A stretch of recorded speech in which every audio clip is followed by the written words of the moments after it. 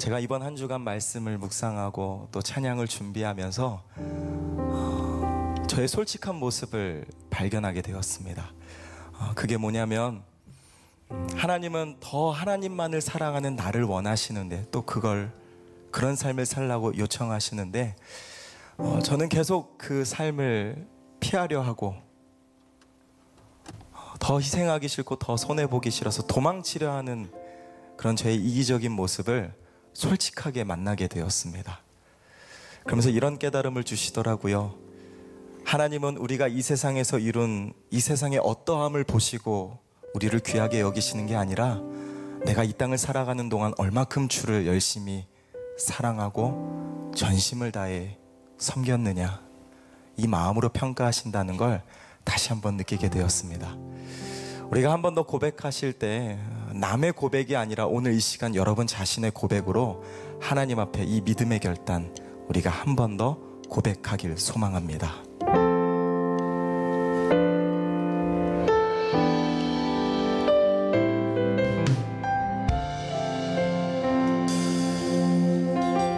같이 고백합니다.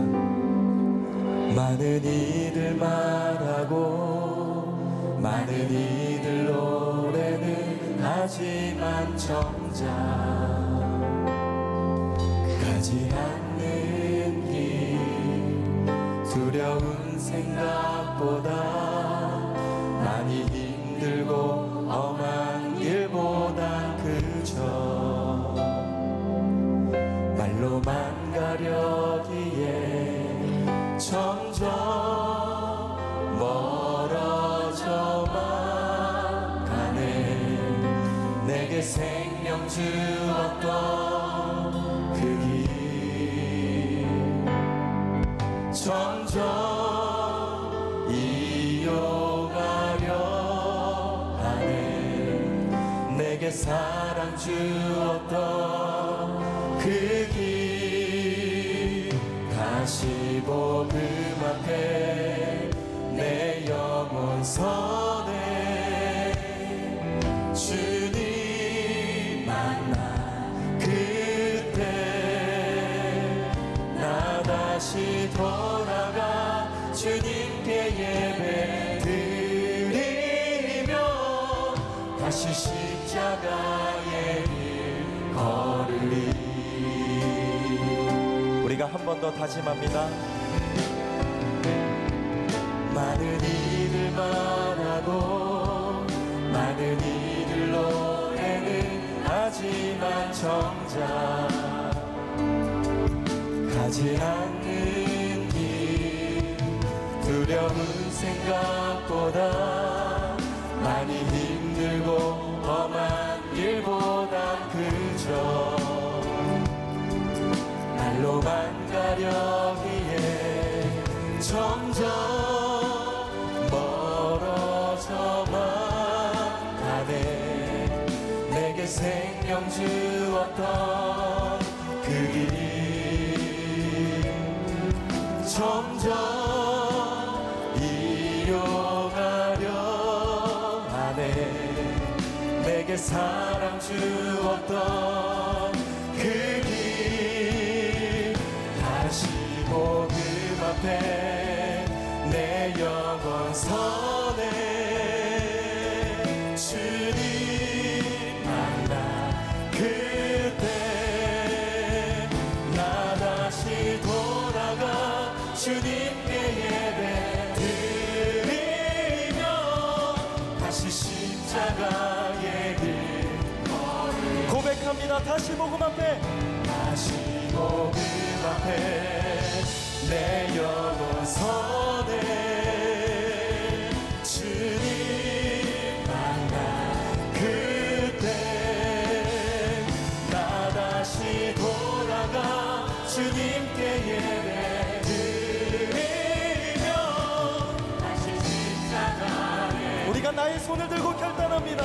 다시 복음 앞에 다시 복음 앞에 내 영혼 서네. 주님 만나 그때 나 다시 돌아가 주님께 예배 드리며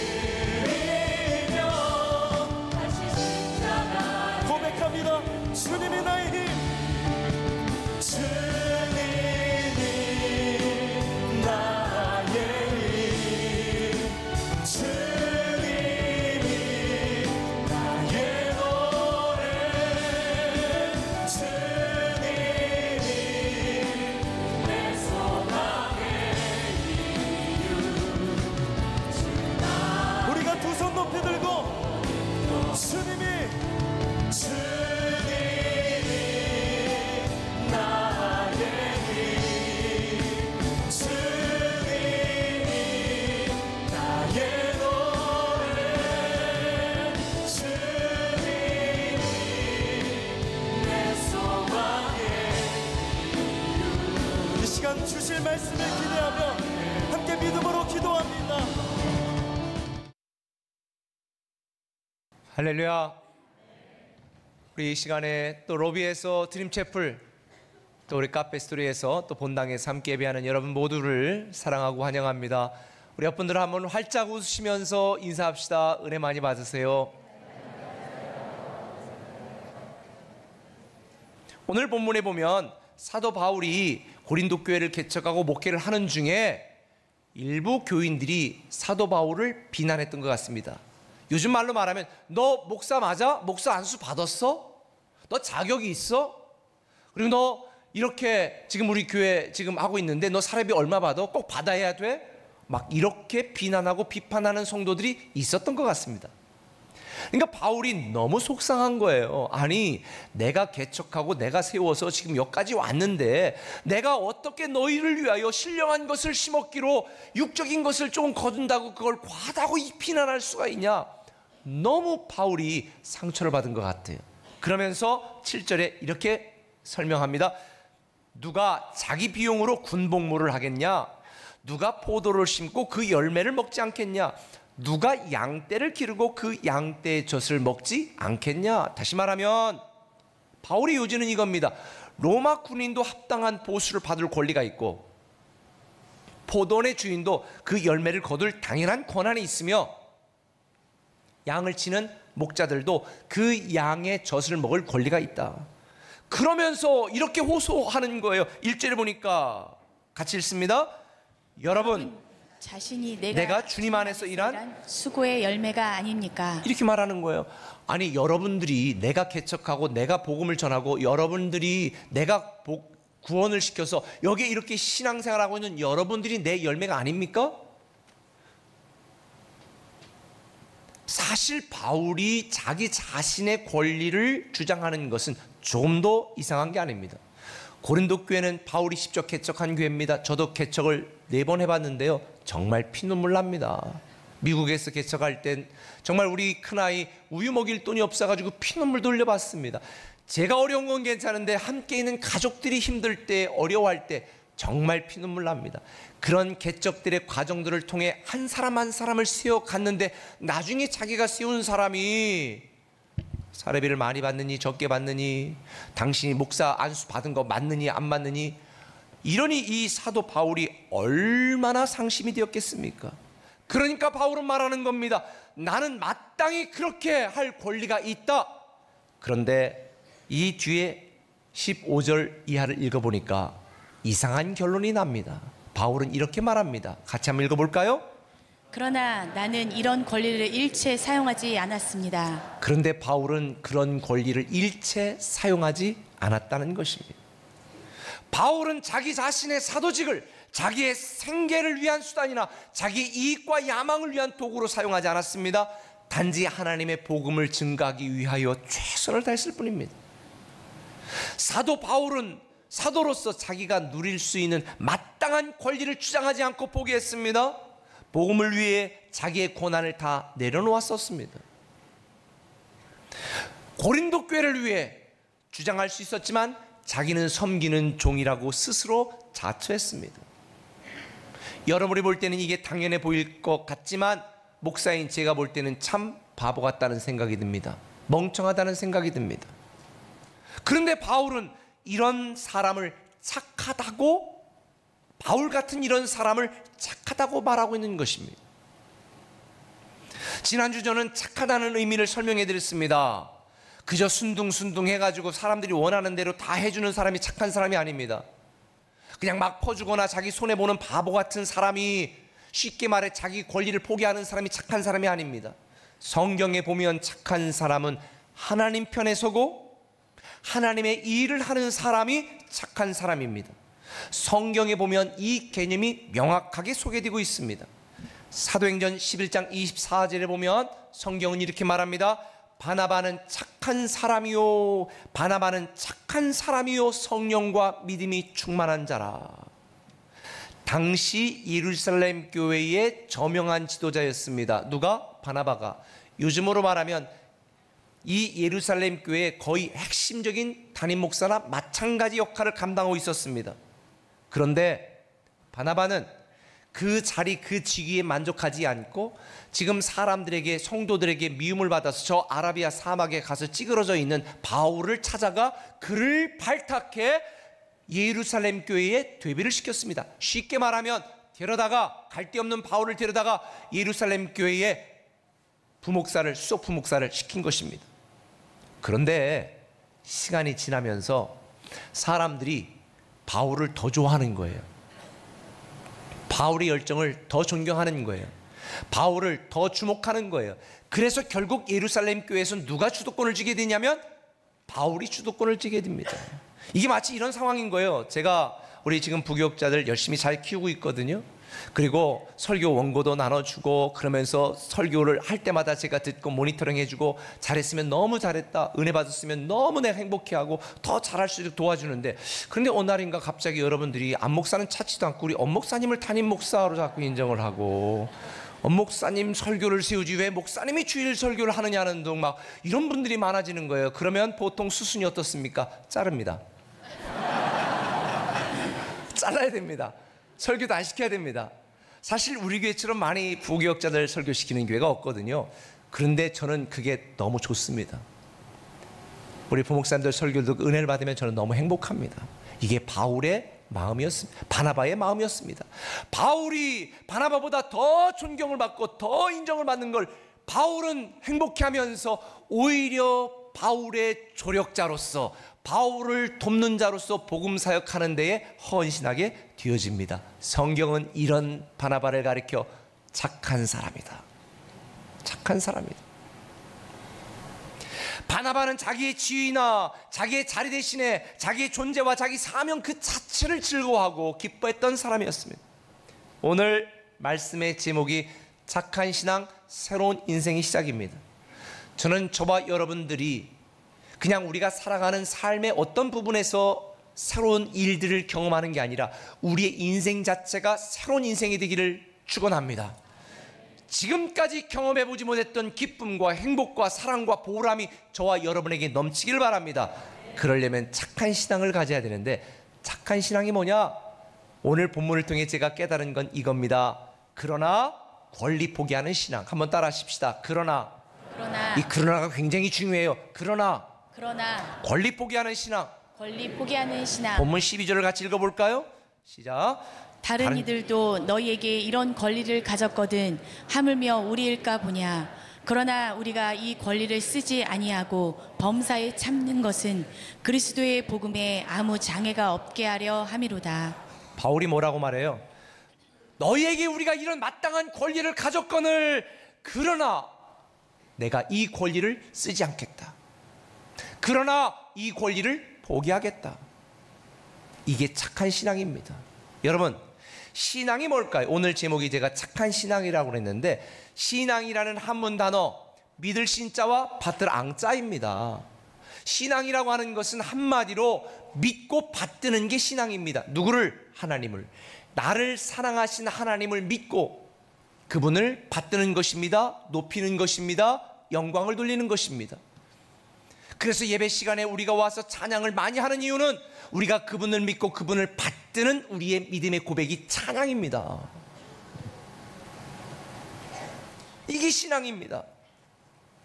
신앙이라는 것은 본래 내 권리를 포기하고 하나님의 뜻을 받들어 올리고 하나님의 명예를 받들어 올리는 게 신앙입니다. 그런데 오늘날 많은 성도들이 신앙의 본질을 오해하고 있습니다. 나를 믿어달라고 말합니다. 나를 받들어 달라고 말합니다. 내 계획을 이루어 달라고 말합니다. 내 뜻을 성취시켜 달라고 말합니다. 신앙은 그게 아닙니다. 신앙은 하나님을 믿고 하나님의 계획을 따르고 하나님의 목적을 위해 살며 하나님을 받드는 게 신앙입니다. 그런데 내가 원하는 것, 내 뜻, 내 계획대로 이루어 달라고, 이게 신앙이라고 우리가 생각합니다. 이거는 기복신앙이라는 겁니다. 여러분 한번 생각해 보세요. 여러분들이 여러분을 받들고 여러분을 믿어달라고 말할 만한 권리가 있습니까? 권리가 없어요. 우리는 하나님을 떠나서는 죽을 수밖에 없는 죄인이었습니다. 저나 여러분은 하나님의 은혜가 아니면 다 지옥 갈 수밖에 없는 죄인이었습니다. 어떤 분들은 제가 죄인이라고 말하니까 아유 목사님 너무 그렇게 강력하게 말씀하지 마세요. 저 그래도 착하게 사는 사람이에요. 저 그래도 나름대로 착한 사람, 괜찮은 사람이에요. 여러분, 여러분들이 착한 신앙으로 살려면 여러분은 하나님의 은혜와 사랑이 없이는 일말의 회생의 가능성도 없이 죽을 수밖에 없는 죄인이라는 걸 인정을 해야 됩니다. 예를 들어 봅시다. 여기 지금 바퀴벌레가 1000마리가 막 다닙니다. 지금 여러분 발밑으로 다니고 막 옷 속으로도 들어오고 막 징그러 죽겠어. 아유 이거 빨리빨리 나가, 예배 안 끝나나 막 지금 이러고 있는데 갑자기 제가 막 아유 우리 바퀴벌레 다 죽입시다, 잡아 죽입시다 이러는데 갑자기 바퀴벌레 하나가 말을 하는 거예요. 잠깐 목사님, 아니 기분 나쁘네, 마이크 좀 주세요. 근데 마이크를 줬습니다. 바퀴벌레 하나가 딱 나오더니 목사님 저는 하루에 3번씩 샤워합니다. 저는요 불가리 향수 저쪽에 그 아줌마가 숨겨둔 거 그거 가끔씩 바릅니다. 제가 왜 더럽습니까? 제가 왜 깨끗하지 못합니까? 라고 말한다면 여러분 어떻게 반응하시겠습니까? 아 그래 너는 빼고 이렇게 말하겠습니까? 똑같은 바퀴벌레일 뿐입니다.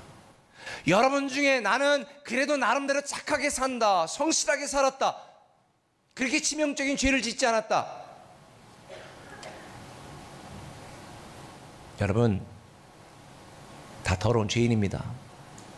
내 마음대로 살았던 우리는 죄인이라 다 지옥 갈 수밖에 없어요. 오늘날 어떤 성도들이 말합니다.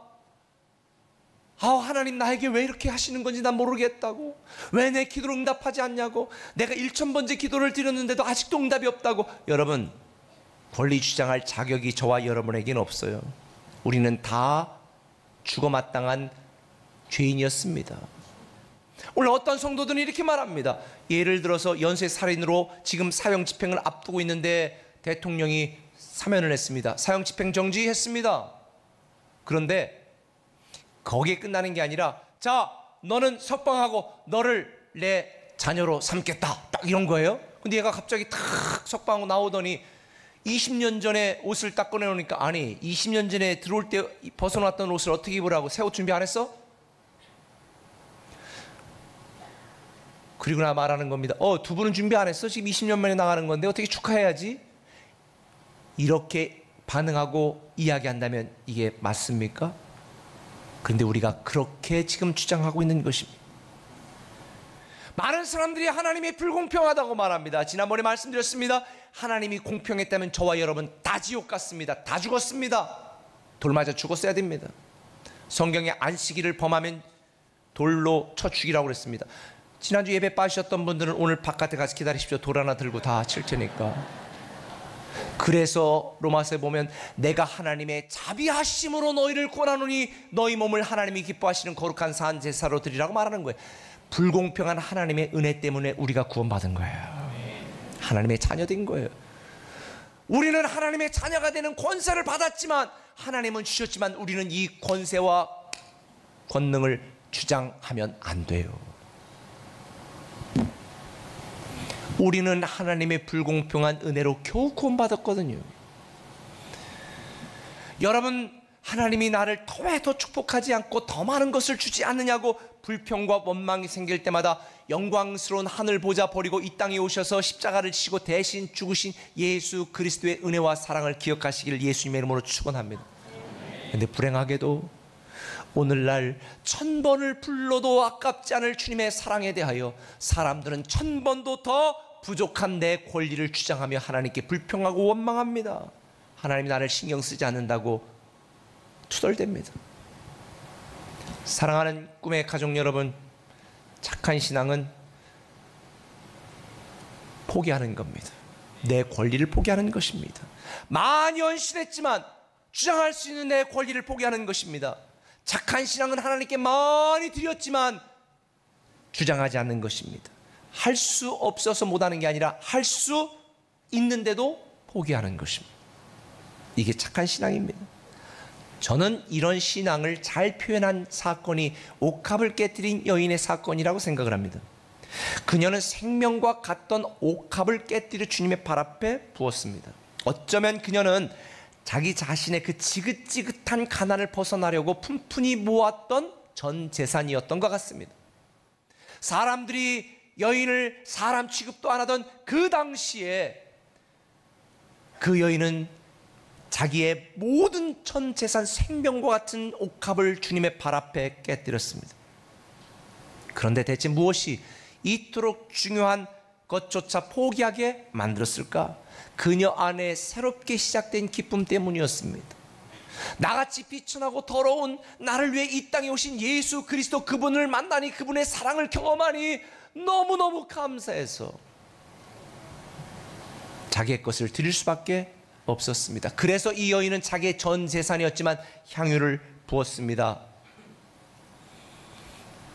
감동하신 주님이 이 여인을 보면서 이 사건이 복음이 증거되는 모든 곳에 알리라고 말했습니다. 감동한 주님과는 다르게 당시에 이 장면을 바라보던 다른 모든 제자들은 열받았습니다. 아니, 무슨 이런 정신 나간 여편네가 있나? 그 비싼 거를 지금 어떻게 깨뜨려 다 허비하는가? 차라리 그걸 팔아서 가난한 자들을 도왔으면 더 좋았을 거 아니냐? 주님은 그들 마음속에 있는 탐욕을 보시고 말합니다. 그들은 가난한 자들의 마음이 컸기 때문에 말한 것이 아닙니다. 예수님에 대한 사랑이 부족했기 때문에 그렇게 반응한 것입니다. 사랑하면 아깝지 않습니다. 이 여인은 자기의 전 재산이 담긴 이 향유를 주님께 드리면서도 펑펑 울었습니다. 최선의 것 모든 걸 드렸지만 그것만으로도 부족하다는 걸 알았기 때문에 이게 바로 착한 신앙입니다. 아마도 향유를 부은 여인의 마음은 이랬을 것 같습니다. 주님, 나같이 못난 여인을 사랑하셔서 너무 감사해요. 그 사랑을 내가 어떻게 갚을 수 있을까요? 지금 내가 내 모든 향유를 붓고 있지만 주님께 받은 은혜에 비하면 저는 감히 이 향유를 부었다고 말할 수도 없습니다. 세상에 그 어떤 것을 들여 주님의 사랑에 내가 감사하고 갚을 수 있겠습니까? 그런데 여인은 주님을 너무 사랑했기 때문에 향유를 부을 수 있었습니다. 이게 착한 신앙입니다. 주님을 사랑하기 때문에 주장할 수 있음에도 불구하고 그러나 권리 포기하는 신앙, 이게 착한 신앙이에요. 성경에 보면 솔로몬의 유명한 재판이 나오지 않습니까? 한 아이를 데리고 와 두 여인이 자기 아이라고 우깁니다. 증거 같으면 유전자 검사하면 간단할 텐데 그때는 그게 없었어. 서로 자기 아이라고 우깁니다. 솔로몬이 말합니다. 야, 톱으로 잘 잘라라. 반으로 다시 나눠라. 그때 여인이 말합니다. 아니에요, 내 아이 아니에요, 내 아이예요. 저 포기합니다, 포기합니다. 사랑하는 사람은 포기합니다. 여인이 포기할 수 있었던 건 주님을 사랑했기 때문에. 여러분이 포기하지 못하는 것, 주님을 사랑하지 못하기 때문에.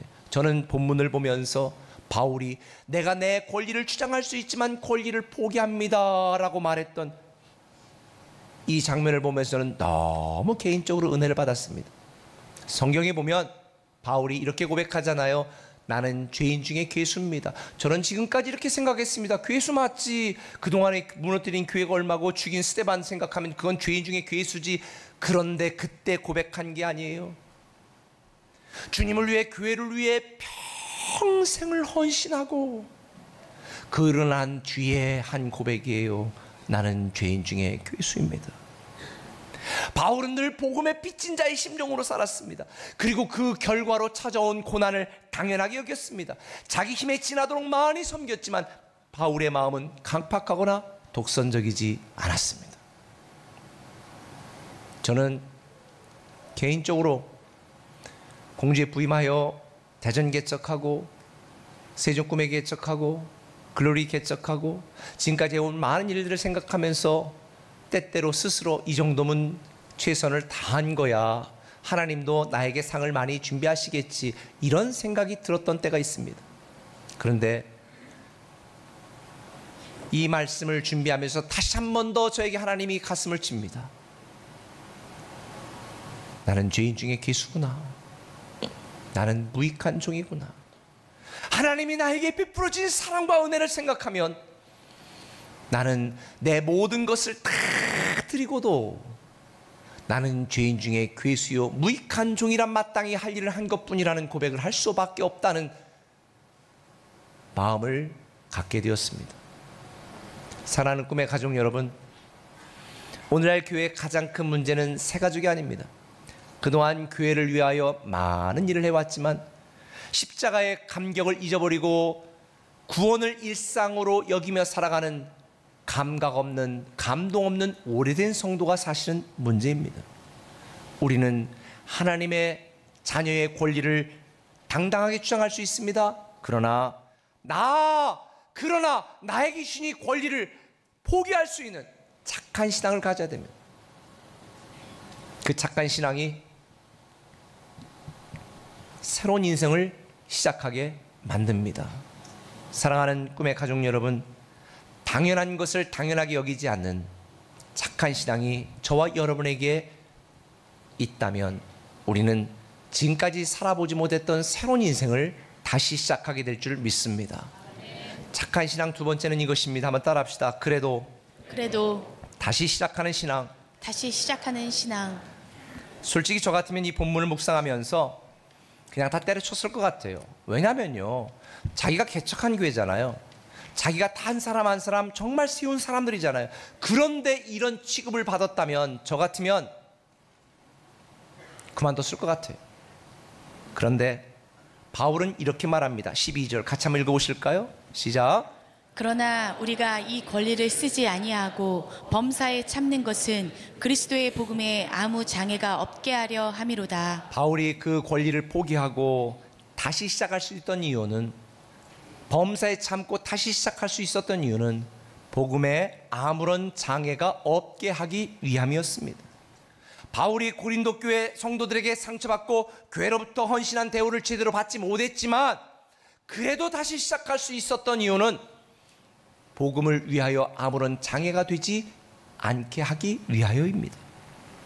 지금까지 교회를 위해 헌신한 자기의 수고와 자기의 헌신을, 자기의 섬김을 이해하지 못하는 고린도 교회 성도들을 보면서 사도 바울은 너무 억울하고 슬펐을 것입니다. 그러나 복음에 방해되지 않기 위하여 다시 사랑을 시작했고, 다시 섬김을 시작했고, 다시 희생을 시작했고, 다시 복음을 위하여 자기의 삶을 드렸습니다. 우리가 신앙생활하면서 열심을 다했지만 하나님이 나에게 복을 주지 않는다고 우리는 실족할 때가 있습니다. 그러나 여러분 꼭 기억하십시오. 다시 시작해야 됩니다. 나를 위해 다시 시작하고, 하나님을 위해 다시 시작하고, 우리의 자녀들을 위하여 다시 시작해야 됩니다.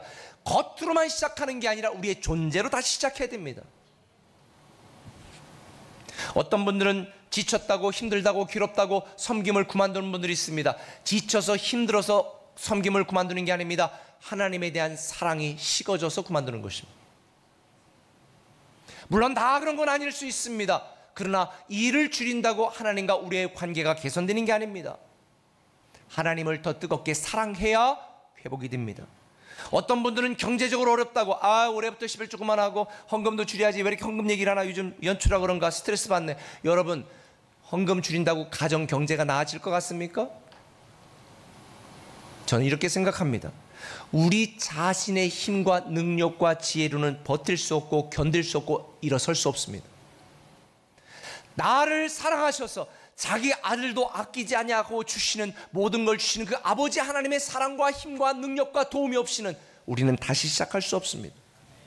그래서 힘들수록 더 하나님께 매달리고, 지칠수록 더 하나님만 바라보고, 어려울수록 하나님께 더 나아가야 되는 것입니다. 저는 저와 여러분 모두가 다시 시작하시길 바랍니다. 그래도 다시 시작하시길 바랍니다.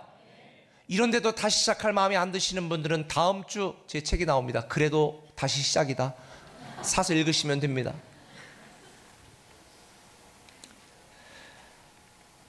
우리가 다시 시작하기로 결단해도 자꾸 쓰러지는 이유는 우리의 감정으로 결단하기 때문입니다. 사람의 말 한마디에도 실족하고 실망하는 우리의 감정으로 아니에요. 오늘 들은 말씀을 기준으로 다시 시작하기를 결단하시기 바랍니다. 저는 이런 생각이 들어요. 만일 그때 바울이 고린도 교회에서 성도들에게 실족하여서 나 더 이상 못하겠다, 내가 이 수모와 이 꼴을 당하려고 내가 이렇게 희생하고 헌신하나, 내가 결혼도 못하고 내가 이렇게 지금까지 헌신했나, 그리고 포기했더라면 오늘의 우리까지 복음이 전달이 되었을까요? 포기할 수밖에 없는 그런 상황 속에서도 사도 바울이 그래도 다시 시작했기 때문에 우리는 오늘 이 복음 앞에 다시 서게 되는 것입니다. 그래서 피터 센게라고 하는 사람은 이런 얘기를 했습니다. 모든 위대한 일은 작은 시작에서 출발한다. 여러분 다시 시작하시기 바랍니다. 용서도 다시 시작하시고, 사랑도 다시 시작하시고, 인내도 다시 시작하시고, 여러분을 도우시고 우리를 사랑하시는 하나님을 믿는 믿음 안에서 다시 시작하시기 바랍니다. 그래서 우리에게는 끝까지 인내가 필요합니다. 오늘 본문 고린도전서 9장은 이렇게 결론을 냅니다. 25절에 이기기를 다투는 자마다 모든 일에 절제하나니 그들은 썩을 승리자의 관을 얻고자 하되 우리는 썩지 아니할 것을 얻고자 하노라. 우리는 이 땅의 소망이 아닙니다. 영원한 하나님 나라가 소망입니다. 사랑하는 꿈의 가족 여러분, 다시 시작하시기를 바랍니다.